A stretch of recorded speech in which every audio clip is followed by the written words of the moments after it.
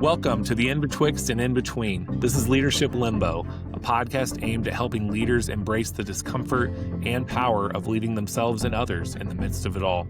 We blend real insight with practical tools to help you lead with self-awareness, purpose, and influence wherever you are on your leadership journey. And on the journey with me today, sitting across from me, this is John Clark, is Josh Hugo, my friend. How you doing? We're actually recording on a Monday because you were in the dumps. I was knocked on my butt for the last week. Yeah. I'm glad to be upright. I think I got the flu and was just totally wiped out. Maybe it was the universe's way of saying I needed to slow down a little bit, but doing better today.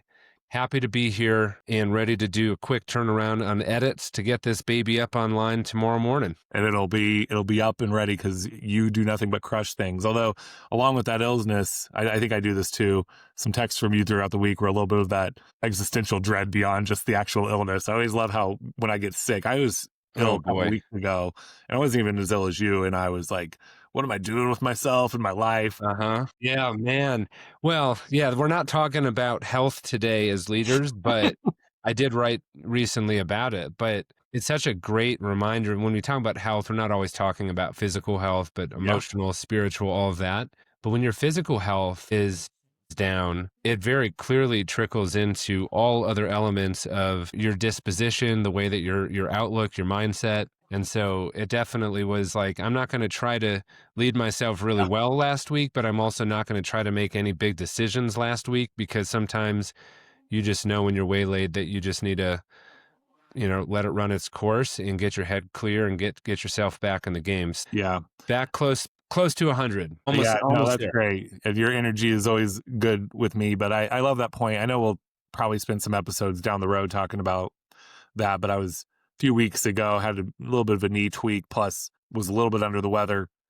And you can just feel it, and this time of year, I think it's important to remind people it's getting busy and you're kind of like, okay, I got to get through the next 2 months. Like there's a lot of fun when it comes to Thanksgiving and the winter season and kind of the start of that and approaching a winter break for folks. But it can also be really tiring and really, you just get so bogged down that you forget to do things such as, don't wait till January right now to get out and do a walk. Don't, a couple weeks ago I was feeling not great, but then I kind of stopped doing other stuff and it made work hard to do. So take care of yourself. This time of year can be really joyful, but it can also be very, very intense. Yeah. Well said. I'm thrilled for today's topic. But before we get into it, I want to remind us of last week's homework. And so last week we were talking about this to me or this by me mindset and reminding people that had to do a lot with our previous conversation around the drama triangle. Are you the victim? Are you what do we got here, Josh? Help me out here. The hero, or are you the villain, right? And so that's how we were encouraging people to think about when you're in that mindset, how does it make it hard to develop or lead your team, right? And we framed that even more succinctly into a to me or a by me mindset. Okay, so to me is everything is happening to me, it's external, and that sets you up to either fight or flight, and that's where the drama triangle kind of comes up, right? Or in some places you just sit and wallow. It's fight, flight, or wallow. It's one of those, right? By me, we talked about as more of that life is happening to me and I am the author. No, I'm sorry, not life is happening to me, but it's happening and I'm the author of it. I'm getting curious, I'm getting creative. And so last week we asked you to pick a time where you have been having that to me mindset, personal life, work life. I can't believe this is happening. This is unfair. And really flip that on its head. What role do I have in this? How can I make it better? And then to use some strategies to change that up. So hopefully you were able to pick something this week and kind of make that shift and see what that change of mindset actually did for the way that you handled that challenge.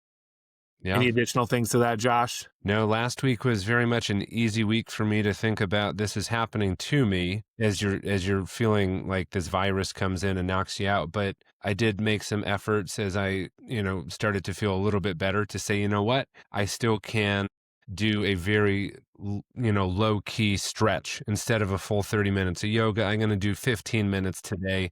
And just try to take little actions even when things are not going as well as you could wish for, especially with something that you can't fully control. So I applied that last week, and I hope that everyone else who thought about this exercise found the very natural tendency to be in a to me place and stretch yourself to think about moving it to by me. So, yeah. It's cool stuff.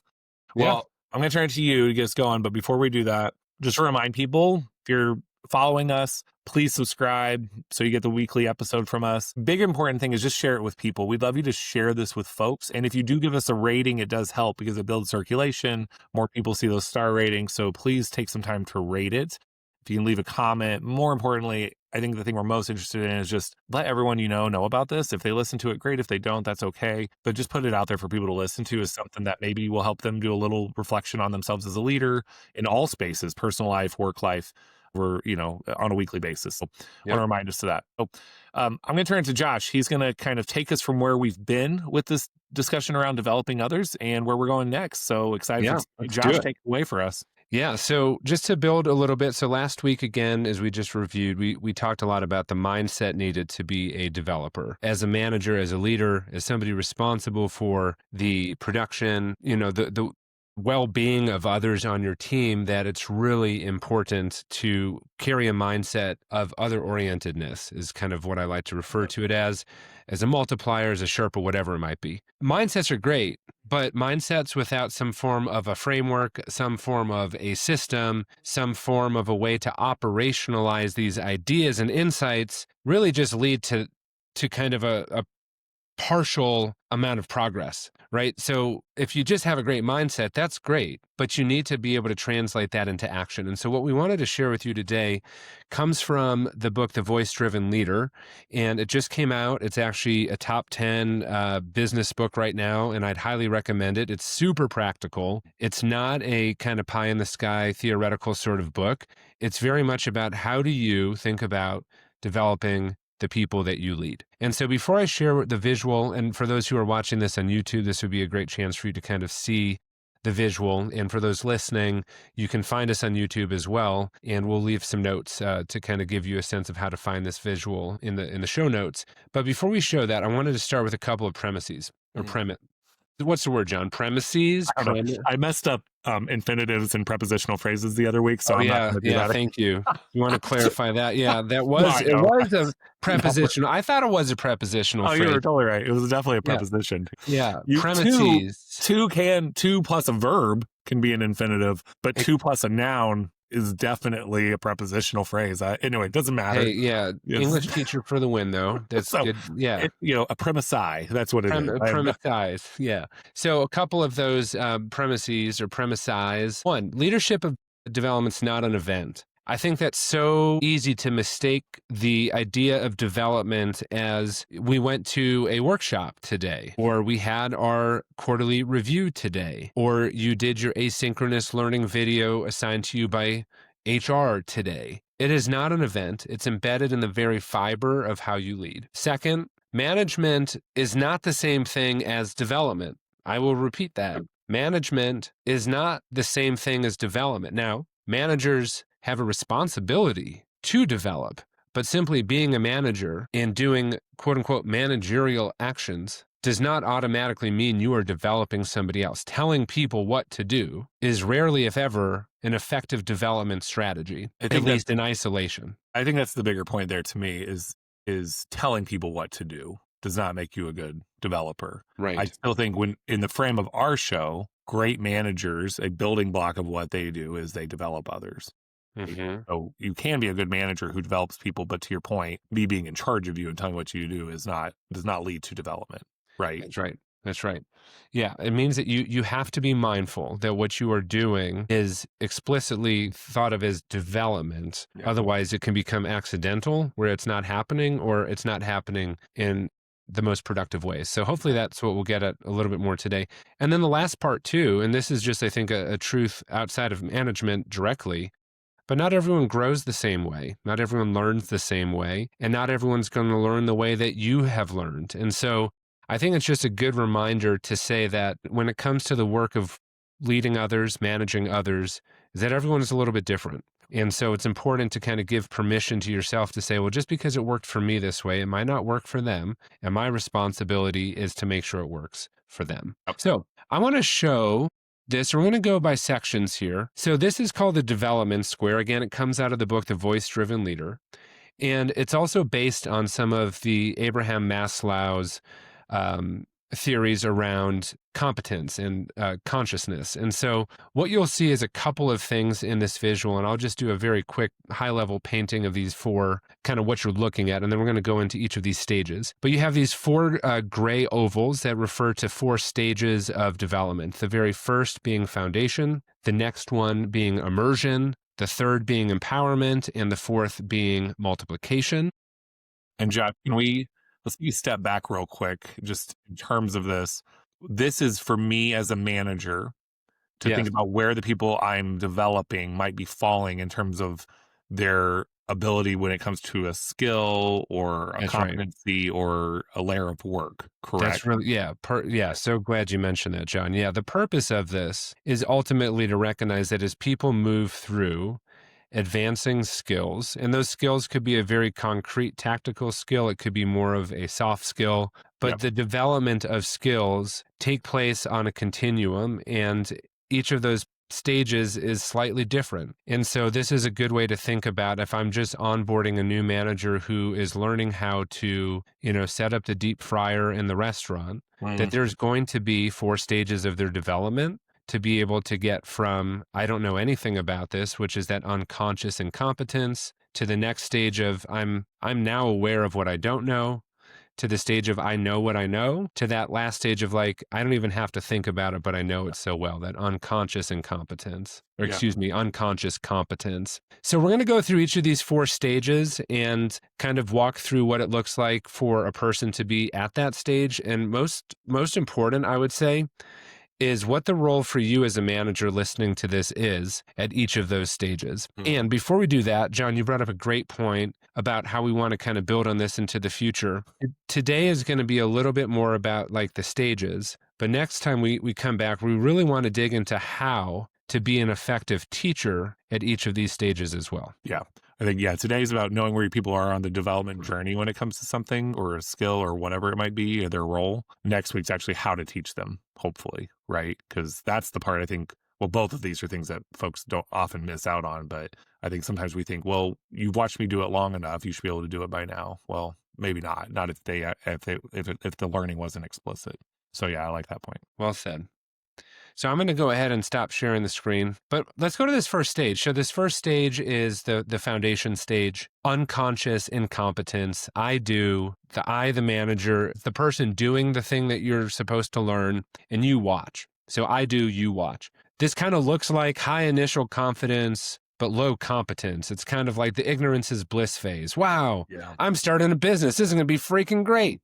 It'll be so easy. Like, I can't wait to meet all these people and travel the world and see all of this stuff, right? It's kind of that initial surge of excitement. You just get a new job. Everything is kind of, you almost feel like there's no pressure to know everything yet because there shouldn't be right away. Learners are absorbing and forming first impressions, but they have that sense of maybe a little bit of false confidence. So as a manager, as a leader, really important that at this stage, you're demonstrating tasks step by step. Narrate your thinking. Why I'm doing this, and then inviting reflection. Like, why do you think I'm doing this? Common mistakes, though, for managers in this first stage, too much information, just like, here's the handbook, here's 1,000 things to think about. Let's go ahead and learn all 10 of those today because this is my one meeting I can do this at. I'm going to drink through a fire hose, right? I've said that a million times. You go too fast. You don't explain necessarily why this is an important step, especially as some learners are more likely to require that connection to the rationale,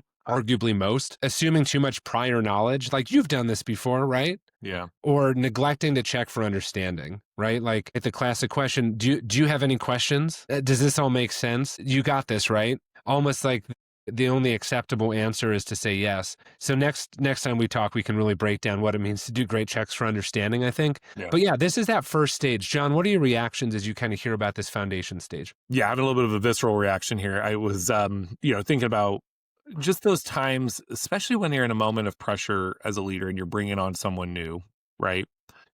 I guess I'm thinking about this from the point of view of having to bring on a teacher mid-year for whatever reason, any variety of reason, maybe a staff member needed to take a leave, maybe someone quit, and so you bring them on and your first initial thought is, okay, I just got to get them in and get them going and put them in front of the kids and go. And I can think of times probably early in my leadership career where That's what you did. It was welcome to school. Here's your classroom. You can set some things up, and then we kind of need you to start teaching tomorrow. Well, that's not Yeah, great. good luck. You know, yeah. The better part was, that's a role where you can't wait months or even honestly days or weeks to get them going, but you have to give them time, enough time to come in, see their space, see their classroom, meet some folks, meet some kids, slowly teach them about the different things that they need to know to be a great contributor at the school. And then hopefully within a week or so, they can step in front of students and do it well. That's an example I have. But too many times you get this eager person, they're excited to join your team, and you come in and you're like, here's a binder of all the stuff. Read through this. You've got a couple hours today to read it. We're going to show you where the curriculum is. We're going to give you tomorrow to plan, and then the next day you're going to teach. Yeah. I mean, seriously, Yeah, and I'm crazy. not saying that in a way like that's terrible. It's just that's sometimes the intensity of the work. And I know every industry faces it. Just you have to be smart about it, that they're at this foundation stage. They might be excited. And then all of a sudden you've dumped everything. And now they're not even ready to keep developing. They're ready to just be like, this is too much. I give up. And I think there's times where it's not even that intense of a situation, but it's just, hey, here's some things to know, figure it out. It's kind of part of your Yeah. role to do it. You just definitely didn't find that balance of giving them enough to get them going, Yeah. where like you Yeah. piled it on. So You bring certainly up a think that. great, Yeah. yeah, that story resonates. And it actually is a really good, it kind of helps bridge for our listeners. It kind of bridges a little bit of that first stage, which is like, I just picture the smiling teacher. They're so excited. They can't wait to do it. And they start moving into the second stage pretty quickly. And let's go ahead and introduce that. So one thing to note is this square is not like bound by a timeline. So if the task is to learn how to make a peanut butter and jelly sandwich, that might take 10 minutes. But if the task is to learn how to, develop an effective approach to dialogue in the classroom, that might take months. Yeah, exactly. The second stage here is the immersion stage. This is what would be referred to under Maslow as like conscious incompetence. Now you know what you don't know. And this is where the manager's role is to say, I do, but you're now helping. You're not just watching me make a peanut butter and jelly sandwich. I'm going to take out the bread. You're going to, do the peanut butter. I'll do the jelly. You're going to watch how I spread. Then you're going to do it on the other piece of bread, right? Excitement's wearing off at this stage. Reality starts to hit. The learner is making a lot more frequent mistakes. They're expressing frustration or doubt, as you just mentioned, John, like that teacher's like, I don't know how to do all this. This is crazy. Seeking validation or guidance, like my anxious state kicks in. So that's when, if I'm in the immersion stage, I'm going to be asking probably some unnecessary questions. Are you sure I did this right? Why you're so needy right now? But a lot of people, when they know that they're struggling, are trying to like demonstrate some degree of competence and also know that the person who holds the keys is not them. So that's where it might start to look like somebody who's asking you lots of questions or starting to get really down on themselves. They might be in this immersion stage. Yeah. Common mistakes. Leaders often expect perfection too early. There's not enough real-time feedback. Well, and John, I want you to build on when you hear real-time feedback, what is that? Well, but real quick, you said often, leaders expect perfection too early. I think often this is the person being developed is like, what's wrong with me because I'm Sure. not doing this yet. So I think it's that mindset too, the person. Both. But yeah, to that point, so this, what you just asked, I do, you help. What does real-time feedback means? It means like we're shoulder to shoulder to each other, and I'm building the conditions where I'm not coming in with a gotcha. I'm saying, hey, let's do this together. I'm going to watch you, and I'm going to help you, and I'm going to give you advice in the midst of it, and then feedback feels more empowering, more learning centric, more great. We can overcome obstacles together rather than the person that says, hey, you're ready to get going on this. That person knows I don't know this. And then they mess it up. And then you're like, well, you messed it up. Do it this way. That's not real time feedback. That's just a gotcha. Right. Yeah. There's a big difference there to me. Yeah, I think that's spot on. And it's not feedback that waits for your quarterly review 3 months later. Like you're giving it as it's happening, and create a contract with that person to say, hey, as we're going through this, I'm going to give you feedback during the process, and it's not going to come out of any other place than me helping you to become your best. I'm not going to wait to a week or 2 weeks later to tell you how you did. I'm going to tell you when it's great, when I see it. I'm going to give you advice, corrections when I see it fall short of what we need to be able to do. Yeah, and I love this line here that you have written here. Show, like this is the manager, I assume, or the leader developing the person. Show frustration with slow progress and make learners feel inadequate. I think so many people fall into this. They say, hey, you saw someone do it, or you should be able to do this because we hired you for the role. Yeah. Why can't you do it? And I think that's too often what people fall back into is, well, they should be able to do it by now, or they should have been able to do it because like they should have known that's part of the role. And it's unfair to people. I mean, I just don't think it's Yeah. a measure of it. The other thing I want to note here is I like the idea of foundation stage to immersion stage. I think too often we think development is this, we're climbing a mountain and we're going up and we're getting to the top, like one steady climb up. Actually, I like the idea of this immersion stage is actually a dip back down into a valley of sorts. The person's starting on this high of I'm feeling good, I'm ready to go, I'm excited. They begin to learn, oh, there's things I don't know. It is then your job as a manager and a leader, them saying, it's okay, I'm glad you know this now, right? I'm glad you actually know that this is not going to be as easy or as natural Right. as you thought it would be. Let's work our way back out. Now the learning can start, right? Now Yeah. we know what we don't know and the learning can start. And so Yeah. we got to create the conditions for that person not to put on false bravado or false confidence or to have to pretend that they're okay because they know they're going to disappoint you if they actually admit to some feelings of inadequacy. You're saying like, great, now you know this isn't as easy or that there's more to it. Let's climb back up together. So That's right. I like that idea that the development stages here aren't this perfect linear progression upward. That's Right. right. Yeah. That's yeah, well said. And it kind of is a good preface for this next not stage, but kind of in between stage. Yeah. One last note too about this second stage here when we're talking about the immersion. Another common mistake leaders do, and this will come up throughout, is they just jump in too quick to take over. You can't do it. Mhm. Let me just do it for you. And I think this is where it's important that you're doing, but they're helping. Don't remove their chance to help. Exactly. Don't be the hero. As we Don't said be a the couple hero. weeks ago. Don't be the hero. Yeah. Exactly. Great connection. Yeah. So before you move to this next stage on the visual, which the bottom of this kind of it's a square. So the bottom of the Yeah. square is the empowerment stage, that conscious competence. There's actually something that is highlighted in the book, The Voice-Driven Leader, is this idea of the pit of despair. Most of us get there in our learning journey, and this is where confidence collapses. It's not just like the immersion stage of like a little bit of doubt. This is despair. This is hesitation, second guessing, drop in initiative, increased mistakes and frustration, and even emotional withdrawal. What leaders need to be looking for are the signs that quiet doesn't necessarily mean confidence. And it's important to name it, to say, hey, we've all been in this pit of despair. I personally remember when I was in it, when I was learning the same thing that you were learning. You need to increase the support, but you're still not doing it for them, right? So like this is that support and challenge tension to say, hey, I'm not going to tell you what to do. I'm going to draw you towards the solution. I'm going to ask you what you think you need.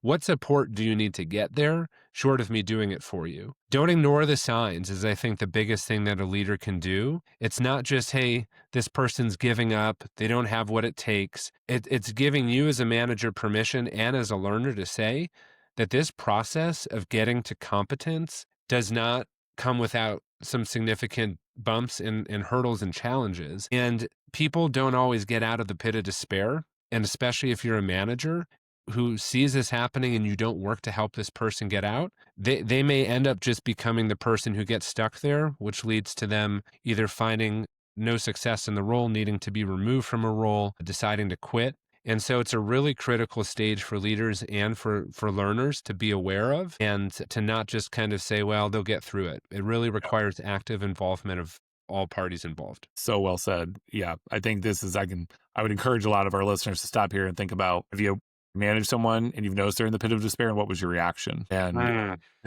stop there, because a good leader knows people are going to hit this stage and you're ready for it. And you're like, that's okay. We can work through this. But instead, I think this is the spot where leaders either go, I'm going to be the hero. Hey, let me take this off your plate. I've got it. They become the victim. I can't believe this person can't do it. I don't have the time for this. Or you're like, or the other one is the, what do we say?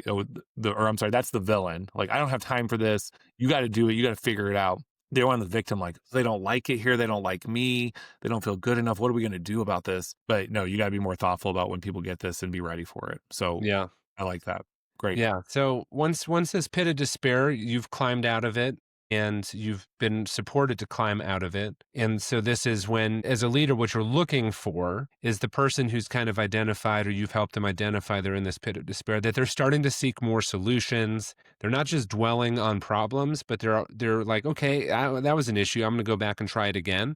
Okay. That means they're probably moving into this empowerment stage, That's this place of conscious competence. Like, I know what I know. I have to think about what I'm doing. It's not just like autonomy. It's not like an autonomous It's not automatic. internalized. Yeah, it's Yeah, yeah, not automatic. automaticity is the better word. Yeah, that's right. And autonomous because you can do it without help. So it's not quite there, but this is where you as a leader are you're going to say you, the learner, the employee, you do, and I'm going to help. So you're starting to see that ratio shift from I was doing, you're helping, to now you're doing, and I'm going to be there to help. They can do tasks with growing proficiency, but they still need some focus and effort. They're capable, but not necessarily fluent. So that automaticity is a good word for that, fluency. Mistakes are happening still, but they're usually self-corrected. And this is a stage when people who are in this empowerment stage are probably asking for feedback pretty proactively. This is a place where, as a leader, as a manager, you need to be mindful about backing off and not micromanaging at this stage. Be sure to celebrate these small victories in progress and expect mastery is still going to take some time to develop with practice. And that term mastery is really what would be marked in this sort of unconscious competence. Like it's where you don't have to think about what it looks like to do it with excellence. So that's the empowerment stage, John. Reactions, thoughts about that? Any visuals that come to mind as you hear that stage for people? Well, I think this is the point as a manager too, to make sure that you're ready to embrace the idea of others doing things on their own and doing it effectively. Hopefully, if you're a manager, you've like set your own mindset to say that's my job. It's to help people feel empowered, to feel growth. Versus if you're kind of like really absorbed with needing to prove yourself, this can be the stage where you often say, "Oh, that wasn't as good as I could do it," or "Why didn't you sweat?" And so, just that's a good transition to this spot to really hold back and watch yourself and make sure that it's not about doing it John's way or Josh's way, but let them do it their way. You help them, like, "Oh, that's gonna be a little Right. tricky," or if you do it that way, here's gonna be the pitfall. What other way might you do it? This is where questioning is important, getting curious. It is not the time to quickly take over, Yeah. because maybe your ego is getting in the way. So just Yeah. reach for Oh, that. man. Yeah, you brought up, I mean, self-preservation Yeah. and mindset, kind of what we talked about last time. This is where absolutely all of these stages require you to have a very clear mindset of I'm here to multiply others or I'm here for myself. And we will all listen to this and say, "Oh, I'm here for others." There's no, I mean, I don't think anyone choosing to listen to a leadership podcast would willfully say, like, "I'm not here for others. I'm here for myself." But I will tell you that your tendencies, our tendencies as people to have self-preserving reactions are going to show up. It's Yeah. just a matter of, are you willing to look at that and correct when that's happening? So let's keep going here. We got a couple more stages to talk through. So this next one is actually, again, to go, if you can visualize this square, that bottom left corner is what's referred to as the green room. So for those of you who've ever played music, who've ever done shows or just kind of know about the industry, the green room is the room that you go to right before you perform in front of the crowd. It's kind of where, if the groupies hang out and, the musicians are kind of relaxed and they're pretty confident, they're ready to go off and have a great time. Get liquored Green up. room's a good place to be. I've been in a green room before when I've played some concerts in the past, and it's pretty cool. But the green room as a professional is that stage in which, like, you're pretty darn good at what you're doing. Like, you know how to do it. You're pretty confident, you're comfortable, and they're great at execution, but there's a little bit less initiative to develop others here. You might be in limbo. You might be in limbo. This is a limbo stage. I love Yeah. that. It is a limbo stage. Yeah. There's a subtle sense of entitlement, overconfidence, resistance to letting go of control or sharing knowledge. The kind of what you're getting at, John, actually, with that last one is a manager there. In this frame, the green room is for the learner, but it also could be a stage that as a manager, you could find yourself in too, where there's reluctance to invest in others. Like, hey, I got this stuff down. I'm good at this. Do I really need to kind of give away my trade secrets to these people? Or I have these skills now. Am I ready to start doing for others what my manager did for me to get me to this place? Right. And I think that leaders need to name it, to say, hey, you've earned a ton of trust, but now it's time to give it away. Are you ready to multiply others? Remind them of the vision. Like, the goal here, again, is not to just make yourself great, but it's to make others great. This is a good place for stretch assignments. Hey, think about mentoring this new employee. Right. Well, Or develop other people in kind of a supportive role, and start to measure their performance not only by their own individual output, but to say, I'm going to start providing you feedback and the expectation that you are helping to do X, Y, and Z for others. Mhm. And so starting to think about how you're evaluating and providing feedback, not only for their own ability to do, but for their growing ability to support others. Yeah. Yeah. Not to destroy the metaphor if I do it by accident, but when you were talking to me about this earlier, I was beginning to think the difference between, the person in the green room, they go out and perform and they do, and then they're done, versus the host who is in charged with, I don't know, like asking the questions of people and pulling out the personality and pulling out certain things about them and giving them the space to do stuff. How do you move from just being the performer to, I think, someone who performs but also gets things out of others to a certain degree? Hmm. Yeah. Perhaps I may have butchered Yeah. the Yeah. metaphor there, but yeah, to the point. It's a place where you can get stuck, just like you can get stuck in the pit of despair. Yeah. But this stage is like, it's a little harder to kind of see it as problematic because you as a manager might have a number of people on your team who are in the proverbial green room. They're great performers, but the Mhm. moment that you start to challenge them to develop or think about their ability to multiply others becomes a little bit of that pushback. So start to Yeah. think about who in your team might fit there. And then your job is to help move them into this final stage, this multiplication stage. This is where people have an unconscious competence. It's instinctive, it's autonomous, its automaticity is present. They can generally do this without any input and support. And this is where you as a manager can say, you're going to do this, and I'm just going to watch. And this is when they've moved from that doing the work to owning the work. Tasks are smooth without prompting. Yeah. They're beginning to train others using the same process they received from you, the manager. This is multiplication, right? If you just trace this back to say, I started as the manager with this person who didn't know a whole lot. Now I've got that person to a place in which they have the skills to now train and multiply others. Yeah. Think about what that does for you as a manager, right? When you think about, oh, I have too many things to do, how great would it be as a manager if you could get 50 to 75% of your employees to not only just be good enough at what they're supposed to do, but where they're good enough where they can help others be just as good as they are, where you are not the only person responsible for multiplication. Yeah.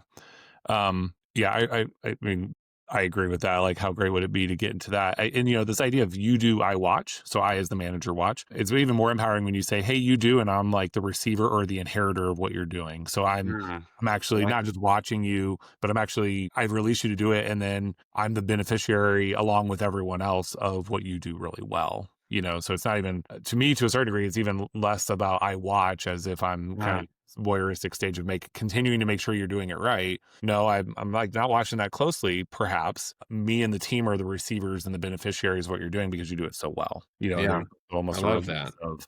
of that too. Probably. I mean, I'm sure that at the beginning part of this stage, you still, as manager, are watching. Like, I've given you full reign, but still want to make sure you're doing it well. At a certain point, you say, "Hey, you're the expert now," Yeah. and that's good. So Yeah. I just thinking about this. Have you watched this show, The Pit? No, Great show. And I'm sure any hospital show that you can kind of I've watch. heard about it though. Yeah. Yeah.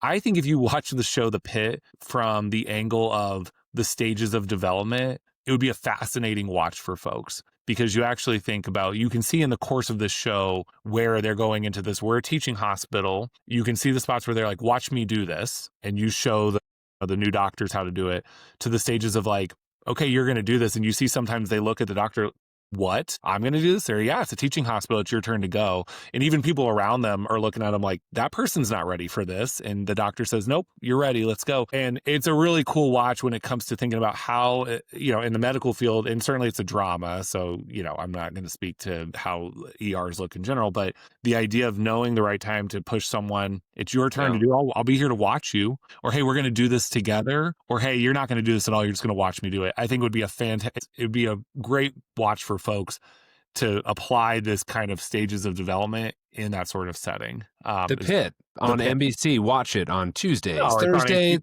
No, We're not HBO doing an Max. advertisement yet, but hey, The Pit. If you are a producer for The Pit, we'd love. I don't think the Pit promote. needs our help. They did pretty well on their own. So It sounds like a great application of this, though, and I totally, actually though. think that Yeah. John, maybe you want to share with our listeners what we're going to challenge them to do this Yeah. next week.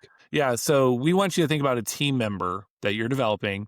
Think about a skill they're working on or a competency they're working on, and legitimately ask yourself, where are they? Are they still foundation? They're ready. They're eager. And I need to make sure that they see me doing it. Are they moving more to the empowerment stage? Hey, they're ready for them to take on more of it while I help, but I'm taking a back seat. Just ask where they're at. That's your main goal this week, is ask where they're at and to begin to think, what does that mean they need from you in terms of a developer? Because the point of today's episode is define where people are on their development journey on whatever it is. Next week, we want to actually talk about, well, what do you actually do to help them learn when they're at that stage? Right. We got into that a little bit today, but first off is just that step of identifying, are they in the foundation stage? Are they in the immersion stage? Are they in the empowerment stage? Or are they in the multiplication stage? And you might ask, wait a minute, is this person actually kind of in this pit of despair stage, or are they in this green room stage as those in between spots? So just for this week, we would encourage you just to take the step of asking where people are in their development on certain things. If you're ready to take the step to then use that to apply how you develop them, great. But we'll have some ideas next week to help you with that too.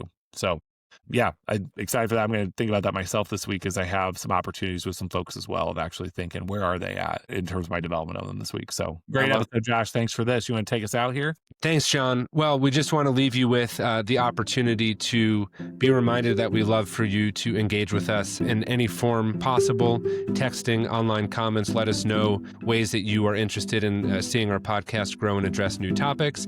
Please share this over the holidays. It'd be wonderful if you would take this show and pass it to one new person after you've listened to it. And until next time, this has been Leadership Limbo, where we make space for the tension and the tools for the journey. See you in the in-between.